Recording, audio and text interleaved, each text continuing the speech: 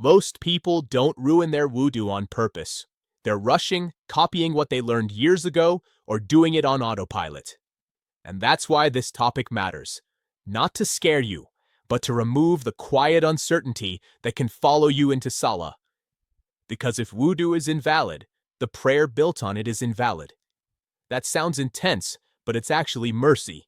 Once you know the small mistakes, your worship becomes calm again. The first wudu mistake most people don't notice is making wudu with zero presence. They wash perfectly on the outside, but inside it's just get it done. And that's where sloppiness grows. You don't need to say anything out loud. Just one silent decision in your heart. I'm making wudu for Allah so I can pray. That single moment switches you from autopilot to worship. It slows you down just enough to stop missing things. The second mistake is dry spots that hide in plain sight. People wash the main area and assume water reached everything. But water doesn't always travel where you think it did. The famous spots are the edges of the heels, the ankles, the back of the elbows near where sleeves sit, the corners of the forehead near the hairline, and between the toes. You can finish wudu looking completely normal, while a small patch stayed dry the entire time. The fix is not more water. The fix is 1 extra second of attention on those areas, making sure water actually reached them. The third mistake is barriers that block water, and people underestimate this one because it feels harmless. If something forms a layer that water cannot pass through, then washing doesn't reach what must be washed.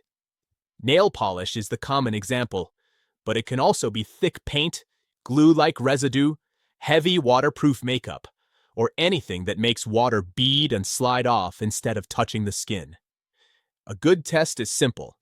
If you can peel it, scratch it, or see that it's sealing the surface, treat it like a barrier.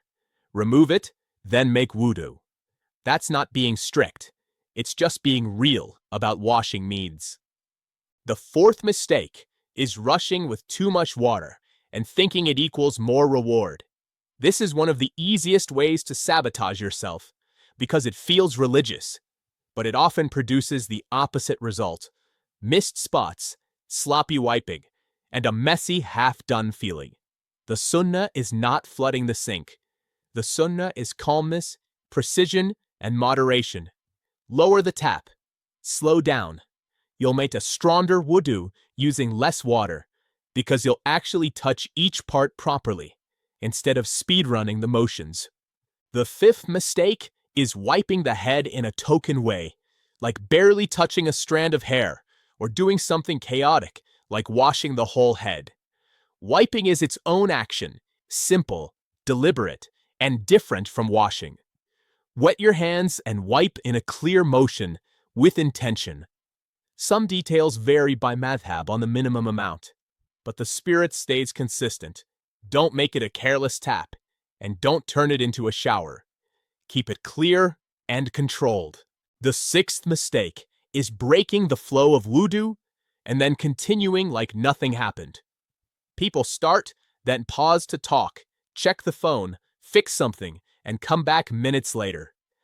Schools differ on how strict continuity and order are, but if you want the cleanest approach that protects your worship across opinions, keep the wudu moving in one steady sequence and avoid long gaps. Wudu has a rhythm for a reason. When you keep the rhythm, you reduce doubts later. The seventh mistake is making wudu correctly, then losing it and pretending you didn't. This is the most silent one because it usually happens right before prayer. You used the bathroom, passed wind, or fell into deep sleep that removed awareness, and your wudu ended. There's no shame in that. Wudu ending is normal life. The mistake is trying to push through out of embarrassment or laziness. If it ended, remake it. That honesty is what makes your prayer strong, not stubbornness. So if you want to upgrade your wudu starting today, keep it simple, be present, hit the hidden dry spots, remove barriers, use moderate water, wipe properly, keep a steady flow, and be honest about what ends wudu. Do that, and you'll feel it immediately in salah. Not more fear, but more peace. If this helped, share it with someone who makes mistake while performing the wudu, and follow for the next topic.